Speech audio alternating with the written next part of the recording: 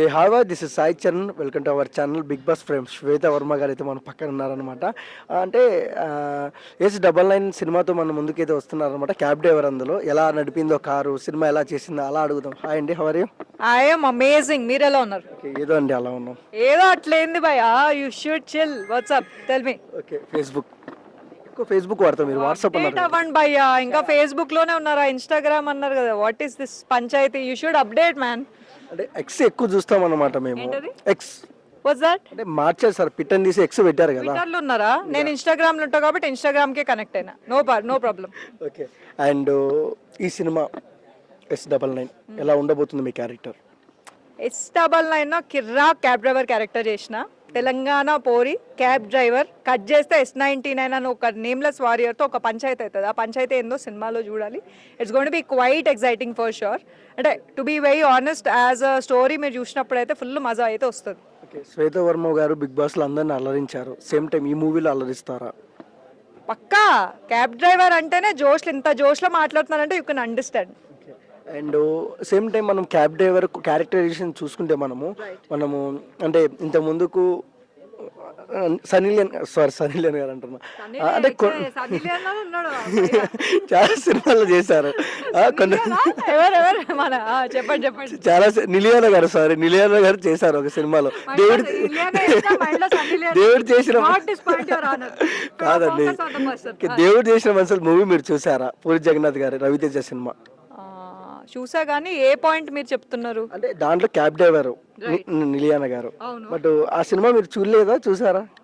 అంటే సినిమా చూశాను కానీ మీరు కనెక్ట్ ఎట్లా చేయాలనుకుంటున్నారు? ట్రై అంటే ఆ జోనర్ వేరే, ఈ జోనర్ వేరే కదా. ఆ సేమ్ టైం అందులో క్యాబ్ డ్రైవర్ హీరోయిన్ గారు, ఇందులో మీరు క్యాబ్ డ్రైవర్ కదా, అలా అడుగుతున్నాను. సినిమా అంటే ప్రతి సినిమాకి ఒక ఫ్లేవర్ ఉంటుంది, ఒక కథ ఉంటుంది, ఒక జోనర్ ఉంటుంది. మాది యాక్షన్ థ్రిల్లర్. సో 1 hour 52 minutesలో ఒక స్టోరీ చెప్తున్నారు. సో ఆ స్టోరీలో క్యాబ్ డ్రైవర్ అంటే ఒక ప్లేస్ నుండి ఇంకో ప్లేస్కి తీసుకెళ్తుంది కాబట్టి ఏం జరుగుతుంది, ఎందుకు తీసుకెళ్తుంది, ఆమెతో ఏమవుతుంది ప్రాసెస్లో అనేది it is what makes this characters journey interesting. అందుకే చేసినాం. ఓకే.